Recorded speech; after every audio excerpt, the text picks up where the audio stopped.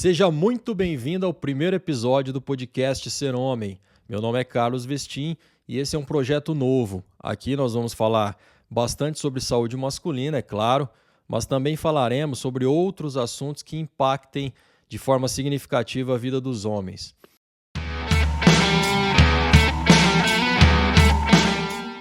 Para começar, nós vamos falar sobre a longevidade e vamos utilizar um livro que tem feito bastante barulho aí no mundo científico, chamado de Outlive.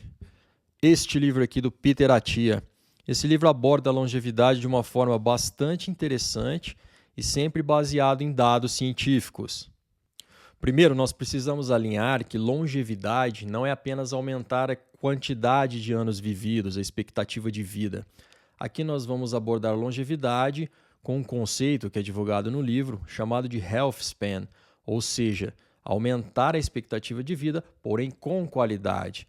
É você chegar à velhice com a autonomia, com uma boa mente, conseguindo fazer as suas atividades diárias sem depender de outras pessoas.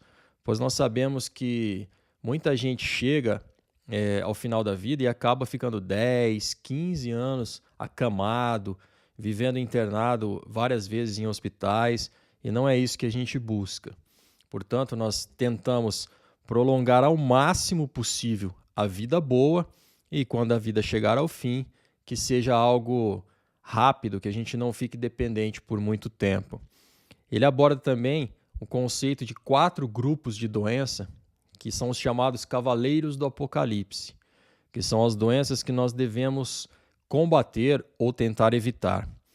As doenças cardiovasculares, como infarto, AVC, as doenças metabólicas, diabetes mellitus, esteatose hepática, as doenças neurodegenerativas, como Alzheimer e Parkinson, e as doenças neoplásicas, no caso, os cânceres.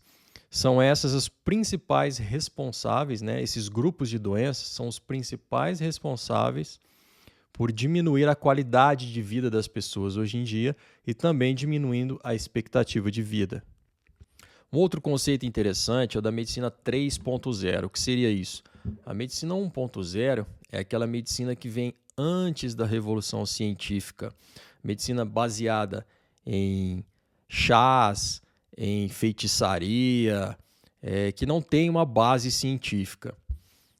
Charlatanismo, apesar que a gente ainda pode encontrar isso hoje em dia. Depois, a medicina 2.0 foi aquela que veio para tratar as doenças. Depois do crescimento dos laboratórios de farmacologia, da descoberta da anestesia, da descoberta das causas das doenças. Portanto, agora, nessa medicina 2.0, a gente poderia tratar uma infecção com antibiótico, poderia tratar uma pressão alta com medicamento, tratar uma diabetes com comprimido ou, porventura, com insulina, realizar cirurgias. Pelo advento da anestesia, a gente conseguiria realizar cirurgias maiores para retirada de tumores, por exemplo. Ou seja, daria para se tratar as doenças. O porém aqui é que você está atuando quando a doença já está instalada no corpo. O paciente já tem o diabetes e vai fazer uso da medicação.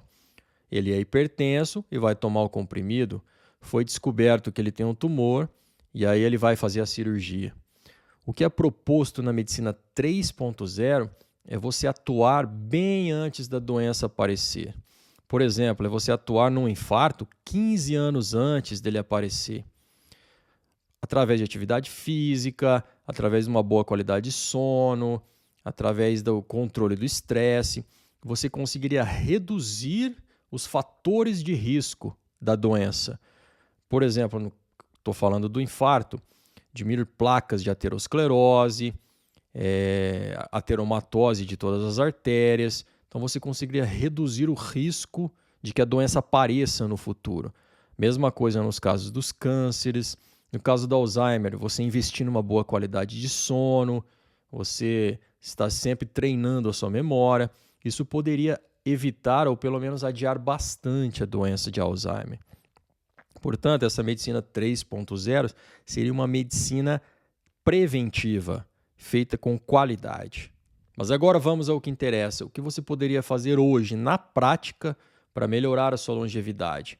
Existem 5 pilares principais. Por exemplo, o exercício físico é o primeiro pilar. A gente sabe que a força muscular e a capacidade cardiorrespiratória são preditores importantíssimos de uma boa saúde na velhice. O que significa isso? Que se você treina os seus músculos através de exercícios resistidos de academia, você preserva uma boa força muscular até a velhice e isso impede, por exemplo, que você caia e não consiga se levantar. Isso impede que você dependa muito de outras pessoas. E no caso dos exercícios cardiorrespiratórios, exercícios aeróbicos, a gente tem um conceito chamado de VO2. O que seria o VO2? O VO2 é a eficiência que você tem para aproveitar o oxigênio que você respira. Quanto maior o seu VO2, melhor vai ser a sua capacidade cardiorrespiratória. Você vai conseguir correr mais rápido, você vai conseguir correr mais longe. Então, você tem que colocar também exercícios aeróbicos na sua rotina, pelo menos 150 minutos por semana.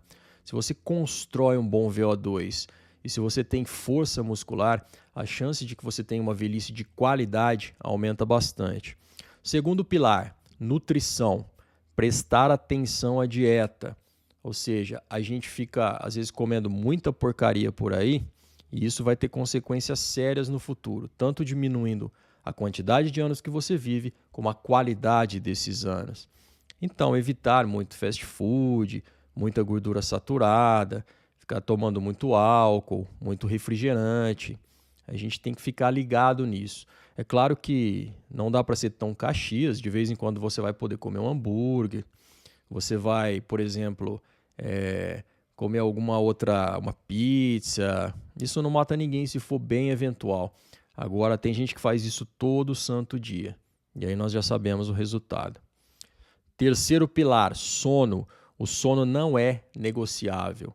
Você deve dormir de 7 a 8 horas por noite.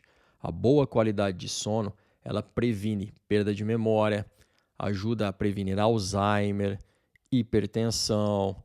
Se você dorme pouco, você tem maior risco de obesidade.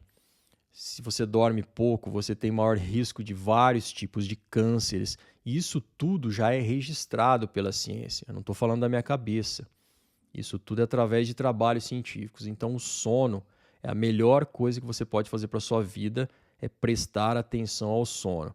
Com certeza isso vai aumentar a qualidade e a quantidade dos anos que lhe restam. O quarto pilar que a gente pode falar aqui seria a saúde mental. Nós sabemos que pessoas mais isoladas, depressivas, ansiosas, elas estão sujeitas a ficarem mais doentes.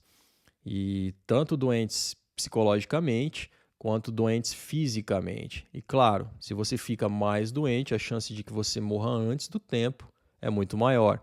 Então, o que você precisa? Se socializar, você precisa ter um propósito na vida, achar um caminho, achar algo que te interesse e colocar suas forças naquilo. Propósito de vida é muito importante. Quinto pilar é fazer check-ups periódicos. Muitas doenças, infelizmente, elas não dão sinais até que você descubra ela numa fase mais avançada. Então, alguns tipos de cânceres, por exemplo, câncer de próstata, câncer de cólon, né, que é o câncer de intestino grosso, nós devemos sempre fazer o rastreio. O que é o rastreio? Rastreio é você pesquisar mesmo sem estar com sintoma nenhum, porque quando chegar o sintoma pode ser tarde demais. E, claro, você vai fazer também rastreio de doenças cardíacas, exames laboratoriais, enfim. São alguns procedimentos que você precisa fazer para que detecte algum problema logo no início e possa sanar isso antes que seja tarde. E um conceito que fecha tudo isso é um conceito de reserva funcional. O que seria isso? Por exemplo, quando você tem uma reserva financeira, um dinheiro guardado no banco, se acontecer alguma urgência, você tem aquele dinheiro lá para te salvar. Aqui é o mesmo raciocínio. Você construindo uma boa força muscular, um bom VO2, quando a velhice chegar ou alguma doença te pegar, você vai ter uma reserva para combater. E a chance de você morrer ou definhar por causa dessa doença ou por causa da idade é muito menor.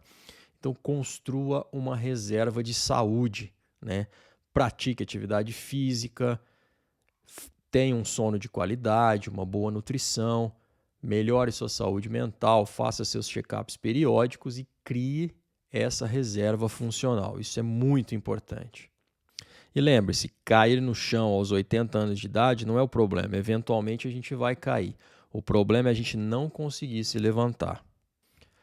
O melhor dia para começar tudo isso foi ontem, mas o segundo melhor dia é hoje.